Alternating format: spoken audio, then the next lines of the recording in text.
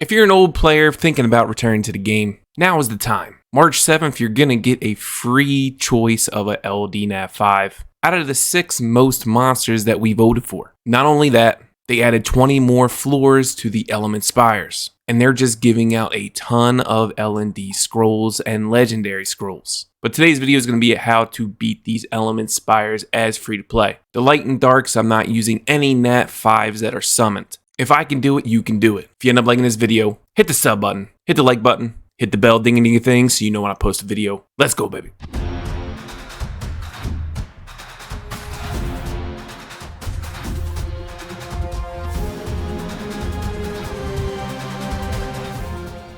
Tip of the day. If you haven't been around for a while, the game now has a soul connection feature. If you have one maxed out monster of every class, you can use this to try out and test new monsters, or you can use this just to use a monster for a short period of time. This is the perfect place to use monsters for these spire towers. There's a 24-hour cooldown, but you can use this soul connection so you don't have to waste devil mons and resources on a monster you might just use for spires. This is what I did. The more you know. Alright, I'm going to go over each element tower and just tell you the monsters that you need. You can do each tower with limited monsters. If for some reason you don't have any of the monsters I speak of, you can play the long game and use shards for the exchange piece shop to look for the monster you need. Dragons, fairy queens, fairy kings, unicorns, they're not in the shop yet. So you might need to wait if you really want one of those monsters. More things for you to know. But anyway, let's talk about the element spires. Fire Spire.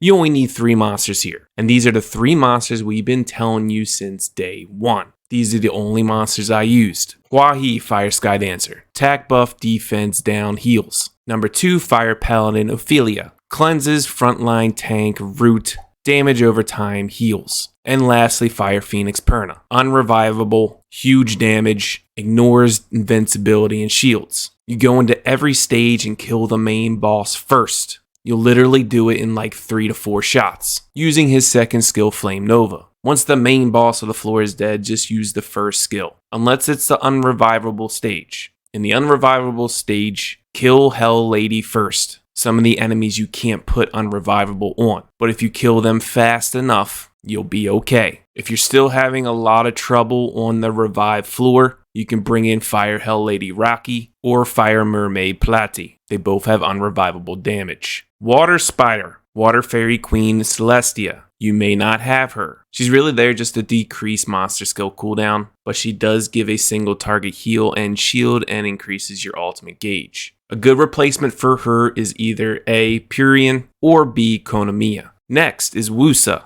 AoE shield, AoE immunity, AoE heal over time. With the monster skill cooldowns, you'll be doing this all the time. Immunity and cleansing is huge in these spires. And who I used on Soul Connection was Water Dragon Varad. He's our Water Genos. If you don't have him, you can't get him unless it's random RNG. A decent replacement for Red is Lapis. AoE defense down, a ton of defense down. And self-sustain. Water Khmer Taor can do huge AoE damage plus give you defense buff. Just make sure your summoner has a defense down. If you're having trouble on the reviving stage, use Beth. She has unrevivable damage. And when you need a heal block, Water Beast Rider Barbara. She removes buffs, she'll apply heal block. She's really good in Water Spire. Again, on all the unrevivable floors, kill Kraka, the Dark Hell Lady first, and kill her again, and then move on to all the revivers. But Beth is a really good option here. Soul Connection, I'm telling you. Wind Spires. First and foremost, Wind Penguin Mav, a 4-star monster. Super good here. Put him on Soul Link and just keep spamming that second skill to give you skill acceleration. This will also remove damage over time. Really good on those damage over time floors. Wind Paladin Louise, just a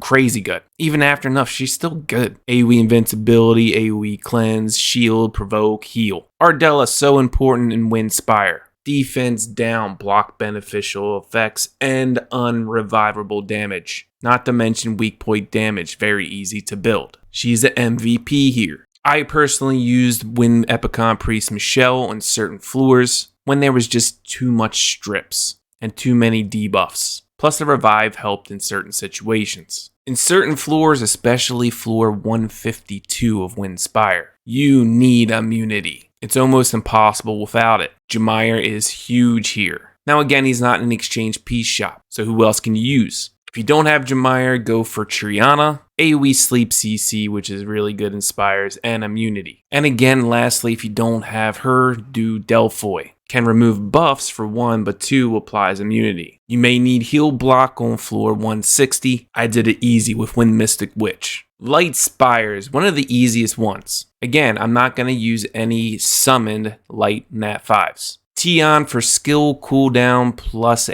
AoE heal and revive if you need it. Shushu, immunity, again, huge. 2 heals, cleanses of damage over time, immunity, it's just too good. And the MVP here is Light Cowgirl. Sorry, Pandemonious, I know you didn't have her. If you don't have her, it's really tough to get by. It can still be done, but she is just an MVP here at Light Spire. Defense down, unrecoverable, removes buffs. On the Hell Lady stages, the Revive stages, I used Light Mystic Witch Linda. She doesn't do crazy good damage. You just gotta time it right. I really used just those 4, but if you need a block beneficial effect, Glenadon is huge. This is really if you don't have Lauren. But I used Celia a ton. The AoE sleep and the heal block. When I needed more CC or more heals, or I needed to focus on cleansing and immunity, I took out Tion, put Celia in, and put Shushu on Soul Link, and I just timed my heal immunity right.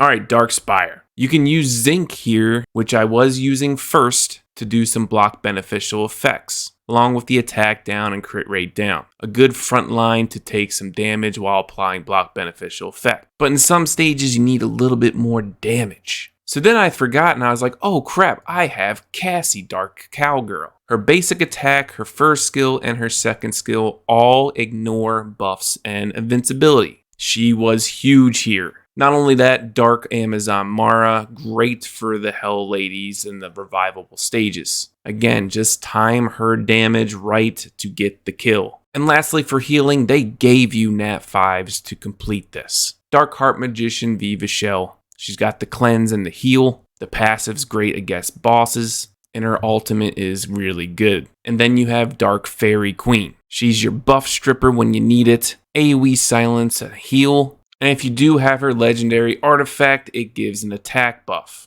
This will help you get more damage output. But in my opinion, Dark Cowgirl was the MVP here, a 4-star. Especially on floor 150 with the provokes and the windy. All you need to do is just focus the tanks down first that keep provoking. Water Inagami, Fire Chimera, and Dark Golem. Once they're dead, it's GG. And remember, any of these monsters I said, if you don't have them, you can farm them up in the exchange piece shop if they're available. But every account is unique, right? You're going to have some monsters that others don't, especially in the light and dark department. You just need the right mechanics and debuffs. Heal blocks, buff stripping, immunity or cleanse, damage mitigation ignore, and a defense down. Like I said, if I can do it, you can do it. That's it for today's video. Random fun fact for today. I just went on a field trip and chaperoned a bunch of 4th graders, including my daughter. I'm a city boy, and it was about farming and agriculture. I now know where the word heifer comes from. I learned that cows get milked 2 or 3 times a day. I wish I was a cow. In every football game, they usually have 100 footballs around, and 5 cows from the leather equals 100 footballs, so now I kind of don't wish I was a cow. 4th graders giggle at the word hoe, which I don't understand because it's a garden tool, right? And everything's made of soybeans. If you end up liking this video, sub, like, ding ding a bell. I'll see you in the next one. Peace!